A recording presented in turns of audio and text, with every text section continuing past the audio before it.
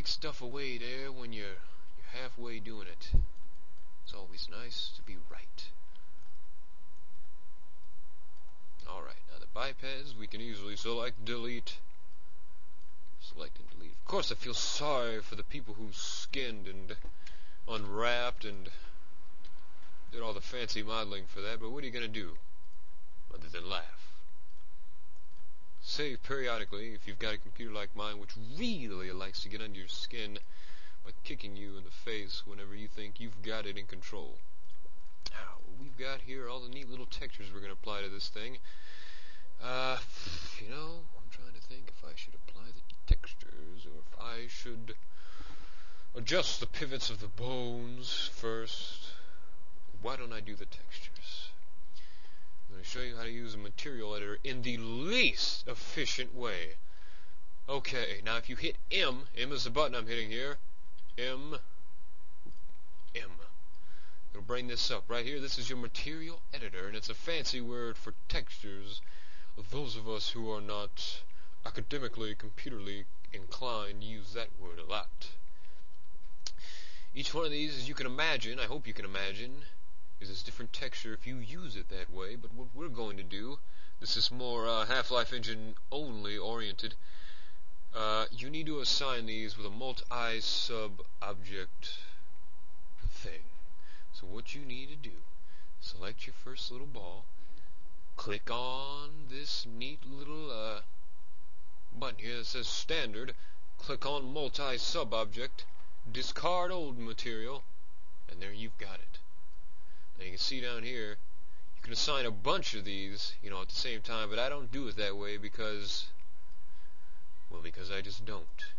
Which means I do it the wrong way, and I'm going to be teaching you to do it the wrong way too. If anything, you should be happy that it's something different, although wrong. After you've got that selected, you click on diffuse. You come up here to bitmap. You come over here and you've got all these neat little textures that you're going to be using. For example, this one is saying mag. Now, if you can just imagine for a moment where this would go, I'll let you think about it. But we're going to start with body. Hit open. As you can see, it's right up there. You're going to come over here, body, and I'm looking at it right now. It says body. As you can see here, see the body. Click it. You've got this selected. You might want to click this button here. It's real helpful. Show map and viewport. Click that. Assign material. And there you've got it. Now if we look at perspective mode, we can see the cute, neat little texture assigned to the map there. The model. Oh, the mesh. Oh, I'm sorry, the mesh. For those of you who are computer politically correct. Now what we should be doing is coming up here and using these tools to do this again, but we're not going to. We're just going to do the same thing over again. If nothing less, it should impound it in your mind of the way that you're not supposed to do it. And again, that's always the best way. Foregrip. Now we're going to come over here to the foregrip. We're going to select it. We're going to select this, and we're going to assign it. It's always useful to make sure anyway. I mean, you can all have fancy names on here. Something might be called foregrip when in the actual texture it's called Mexican.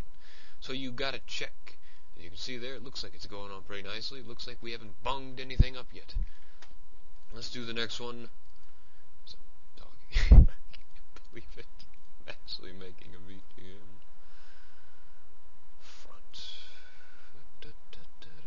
What could possibly be called front in this scene? I can't find it. Ah, the front.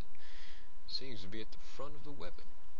There you are. Looks like it's going up nice. Oh boy. As you can tell, this excitement is just riveting, and as you can tell, I mean, you know that there's nothing quite as fun as this. Why don't we do scope? Oh, the excitement, just the selection of these items is just downright, oh, it's wonderful. It should be illegal. Alright, we've got a few things left. The trigger here, the magazine, and the bolt.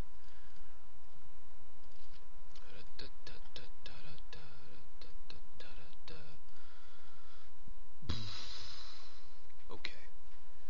Now, as you can tell here, I wanted to do this.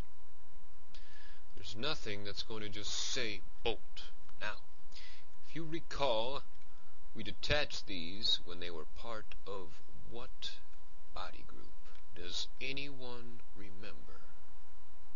Pop quiz time. Put on the thinking hats. We can do this together, you and I. We can succeed. We can go beyond the hurdles we're struggling over now. Let's take a guess. Is that it?